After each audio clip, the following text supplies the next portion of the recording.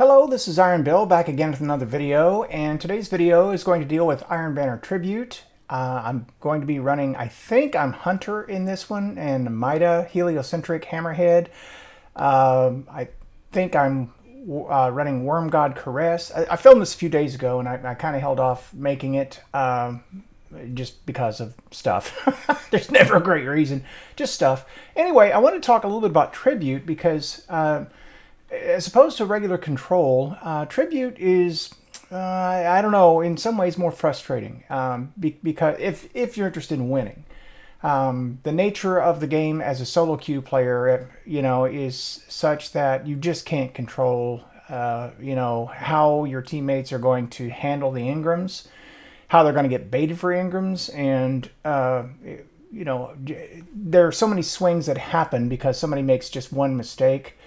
It's just a frustrating thing. So I don't concern myself that much with wins and losses. Now that on the Iron Bill account, I've gilded the title, and since on the Iron Liam account, I can't because I can't even get the seal, the wins don't matter that much. Not to mention the fact I got the wins anyway for that particular triumph. So what you're going to see here is me trying to play the objective, and then at some point in time, I just start baiting the Ingrams. And that's just a brief explanation of my thought process as I went through this. So we're going to load into Vostok.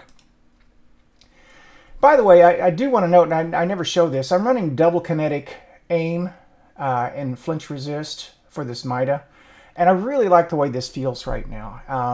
And that kind of brings me to something else that I think about quite often. And it's the battle between who I am and who I could be.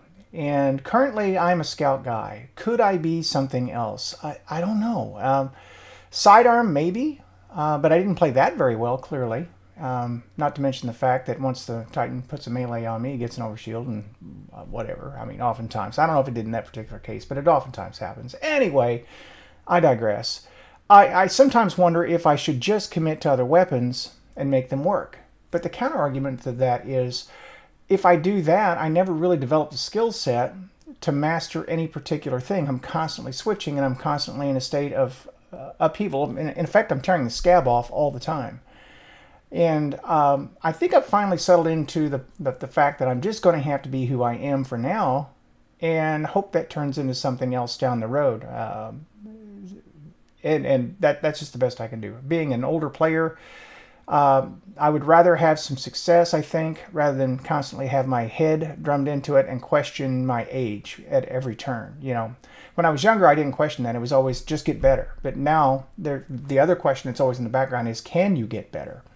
So a lot of what I play and what I do is with all that clutter in the back of my head. And I don't know, maybe I'm overthinking it too much. It's possible.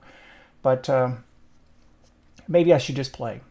Anyway, so the heavy's up. I'm going to put a grenade on there, scatter grenade, to try to keep that guy off of it. It works. He has to get out of there. And while he's recovering, I get my heavy and I get out of there. Duck under here. Just do a little switchback, which is a smarter move for me. I typically run away in a straight line, which is a good way to get yourself shot in the back. I'm kind of laying low here because I know they're going to play for this tribute post up here. And if I can just get up here and just kind of lay a trap. Now I'm out in the open, but I'm going to move up here a little bit, I think. I'm just searching for pings on the radar, and there they are. And I know they're coming for it. There's one, two, third. So that's three with heavy. I'll tell you what, I'll take that any day of the week. And that's one of those swings right there that I'm talking about. If I'd been a little bit more patient, I could have killed those guys and did a double drop there. I did a good thing to kill three guys off of it, take their moats, and dump them because I had a full stack. But there was another stack to be had there. So I kind of misplayed that. Some good, some bad. But I guess the counter decision on that is also that the longer you wait to grab those Ingrams and try to bank them with the protection of the post, the more people are going to come up and, get all of the moats. So 6 of one, half dozen of another, I guess. So here we have 6 on the ground right now, and I'm posting up very nicely. This stuff is bait. And I'm hoping my teammates don't actually go for it, but if they do, they just make it more attractive. it's going to be hard for anyone to get in there the way this is set up. They're going to have to run from two directions, and somebody's going to have to bite the bullet. So our teammate scoops it up. He should be coming back to deposit them, or at least protect them. And I'm chasing this guy, and then at some point I realize that probably not a good idea to chase him anymore, because I'm starting to see a lot of red on the radar. And I had a pretty good ambush spot set up.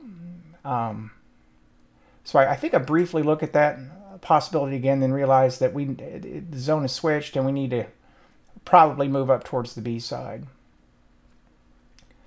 So far I'm doing all right. I've had a couple of deaths, but I'm doing okay. And this is a moment here. Now this, if we can get this knocked off here, look at the ambush spot I've got set up here. I'm not moving.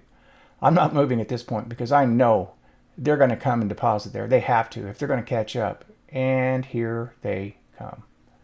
Got our teammates inside defending, and I'm cleaning up anything that tries to get through. And every single person that comes in here and tries to deposit is just dropping more engrams to make an attraction here that the other team just isn't going to be able to resist. Now, our teammates should have just left him there.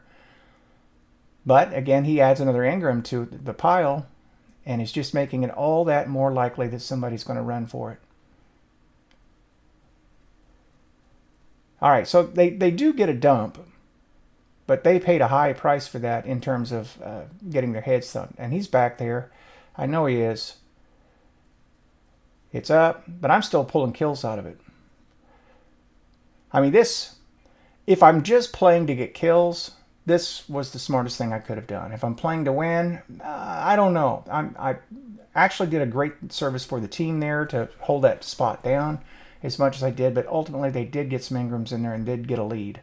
So I don't know. 6-1, half dozen of another again. I noticed that they start dying there, and I hated to give up on that spot, but I realized that the fight has moved. And with the Mida, this is maybe the best thing I could have been doing with it. Outbreak Perfected usually for me works better on this map. No one's down here. I'm going to jump down and get that engram. And I'm going to start looking around for a place to put it. But if I don't have a place, I'm not going to try to force myself with one engram into a kill box. Heavy's up again. I'm going to have a look at that situation. Somebody's going to go for it. You know they are. Somebody's off to the left. He was making the move. Our teammate got the heavy. That's good. Kill the guy who came in to get him. That's why I didn't go for it, because I knew that was just going to be a kill box. The guy grappled in and out. Got that. I'm going to pick up these engrams because the fight has moved away. And then watch this. I'm in trouble. I mean, I'm glowing now. And once you're glowing in this situation, you're pretty much, you know, a highlighted target. And I figure if I'm not careful, I'm going to give up a lot of engrams and lose this game. That's what I'm really trying not to do. I'm playing a little defensively here just to protect it, because I know that zone's going to come back around to me one way or the other. I'm carrying 4. Now I'm carrying 5. Wither Horde's down. That's a bad one. I come up here to have a look around, realize that I've put myself in a bad place, but I do have my super. And if this guy's going to pursue me, and he is, there's no point holding the super. I might as well get another crest. So at this point, we're 56 to 60. I'm holding a pocket full, waiting for the zone to be in a bit better place. It may not be. I may just have to fight for the one that I've got in front of me. I'm making my break for it. There we go. So I think I got 7 in there. That's the max amount. And that's a good bunch. So the lead swings back. The dumbest thing for me to do, especially as I'm isolated like I am, I think, is to go for that totem in an all or nothing move, because it's usually nothing. All right, so we got 2 guys coming up. Got one guy here. I get this one, but this other guy is dancing around me now. And I've reloaded. Wither Horde. I think that's a bad one, so I move off of it. Going to come down for this engram. Put some heat on that guy, get another engram up. Our guy's going to get that. I'm not going to fight him for him. I hate it when two people run for the same thing. It's like when you watch baseball, or I coached a lot of softball as a father. And when you see the whole team go after a ball, and no one covering a base, it's a bad thing. So if I see somebody going for the Ingrams, there's no reason for me to double down on that. All right, so we're nearing the end of the match. We're entering the last minute. The hunt is on. Trying to get in a position to secure a kill or two. I've took that guy down to nothing, but if I'd stayed out there a little bit longer, I would have died. All right, so I think I get another kill here. Yep. And then my teammate, I'm shooting him in the back of the head, so I don't get the finish on this. This Titan has an overshield, and I know that's going to be trouble if I engage that. So I'm going to come back, and probably shouldn't have. Wound up getting cataphracted. He had the heavy, and I got a wee ran. I did not even know that was happening at the time. I did not even know. I was just playing. And it's not anything I actually ever go after because I really don't think I'm all that capable of it. It happens in the most bizarre of situations. And in this case, it was just baiting the Ingrams and just cooked a little bit and, helped make a difference on the team. And that's a good thing. All right, so covering the area down here, I know I'm exposed. I'm in a bad spot. Unless I'm going to crouch down, I'm really asking to get shot right off there because that's exactly where people are going to look if they come around that corner, especially if they come in a team fire situation. So I'm going to just kind of dance around the corner here because I see a lot of red on the radar. And there you go. So how did it look? Well, we know we ran. Now something to note here. This is not how many defeats you get. This is how many actual kills you get. And that's in the crest created. So actual kills created in this scenario was 17. Okay, but I went back and counted later on, and I probably had 26, 27 defeats on there at least.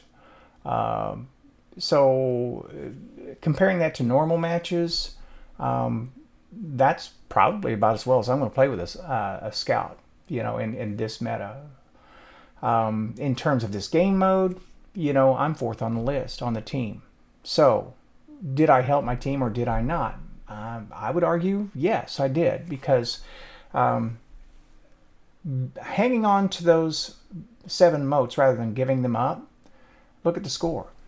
I mean, you swing at 14 points is what you do, and so it turns out I made the right choice there, at least. It was a bit passive, but it was probably the smart thing to do if we wanted to win. So, and I'm no expert on this game, at all. No expert on this game mode in particular. And the other thing I see happening that I guess I wanted to touch on before I quit here is a lot of teams will just stand on their post.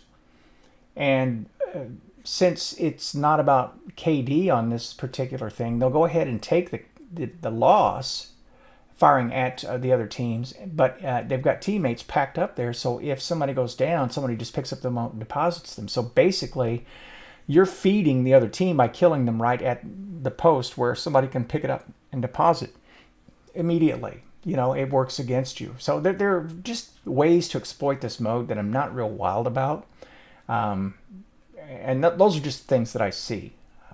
And I'm sure there are other ways to do that. And that is set apart from, of course, how somebody could build into a close quarters combat build and really just clean up on that. I mean, hunters right now are just really super tough in close quarters combat. Titans not as much, but they can be bad. I play Warlock mostly. I don't think that I have seen an equivalent to that because you just can't beat everything you can pack into a hunter in terms of the clones, the healing, just everything you can do, the dodge, the maneuverability. It's a tough thing to play against, and that's fine. Their time in the sun again, I guess. So I'm probably going to play a little hunter. I might as well see what the other side is doing there, and obviously I like a lot of those things too. I understand why people do it. I've just always been a stubborn Warlock main and tried to, stay with the home team. But sometimes you got to dabble, I guess. So I'm rambling at this point, so I'm going to cap it. But this is Iron Bill thanking you so much for watching. I hope you enjoyed it, and I hope you have success in your Iron Banner and everything else going forward.